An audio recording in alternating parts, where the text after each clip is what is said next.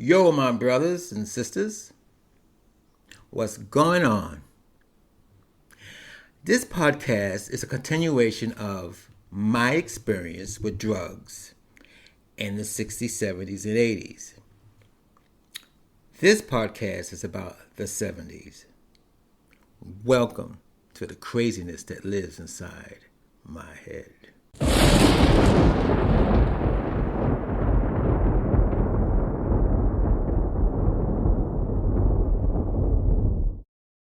So, I title this podcast, Hashish, Reefer, Poppers, Oh My. Because in the 70s is when I really took off. I mean, free love, free this, free everything. I tell people in the 70s, we didn't have a dating line. You could walk the streets. You give a guy a look, he give you that look, and you're off to the races, as they say. Well, let's talk about the drugs in the 70s. Now, my next drug, besides the ones I was telling you about from the 60s, I had a best friend named Morris. And Morris introduced me to a lot of drugs. The one drug that he introduced me to was Boone's Farm, alcohol. I fell in love with alcohol. I was a blackout drinker from the start, from the beginning. Anything sweet, I latched onto it. Southern Comfort, if it's rum and orange juice. He started me on Boone Farm, apple wine, anything sweet. The next thing he got me to do, like he had to twist my arm, is Hashish. We did Hashish. Now, I'm trying to recollect, did we smoke it or did we snort it? But I think we smoked it. Now, I didn't know anything about roll. He was teaching me how to roll a joint, with the Reefer paper, the thin little paper. And I got big fucking hands. And I couldn't roll them damn things with my big hands, So anyway, he rolled it. We smoked it in my bedroom. I was 19 years old, in my bedroom, and I painted all my walls black. My bedroom walls were all painted black. And I had my component set, which my mother didn't like because she didn't know how to use it. But my component set, the component set is a receiver, a turntable, and 2 speakers. I had that in my bedroom. And I had posters, black light posters. I bought these posters that glow in the black light. My main was a Santana.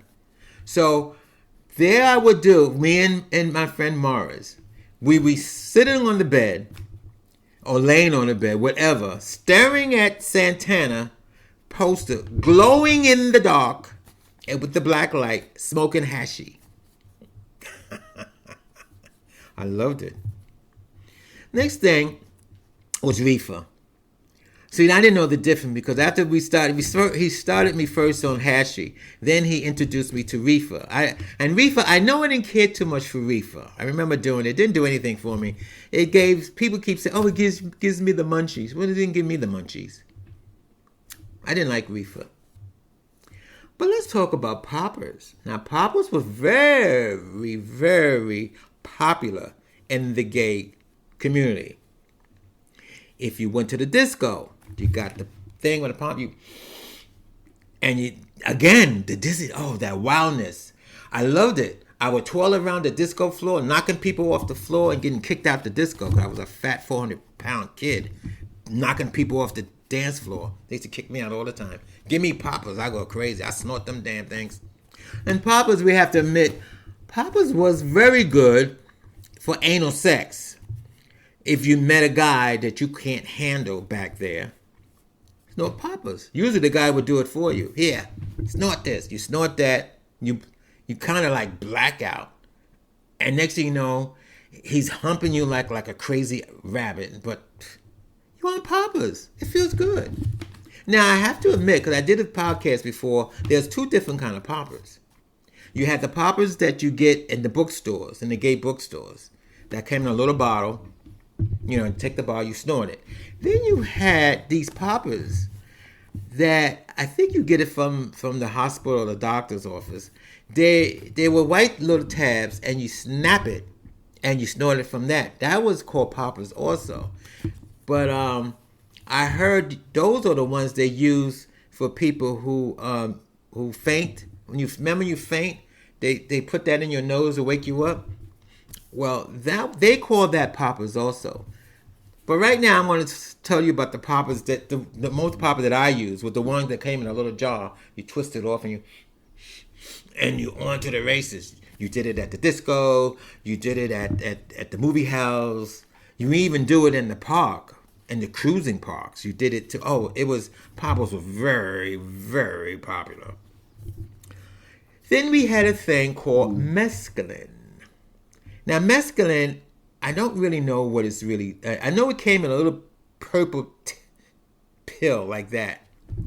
Oh my God! You take that, and I'm going to give you an incident. I took a mess tablet, and for some reason I was on the subway. Don't ask me why I take a mess tablet. I think I was on my way to a disco, but I was on the subway, and I took this mess tablet, and the train wasn't going fast enough. I want the train to go faster. I want to get to where I got to get.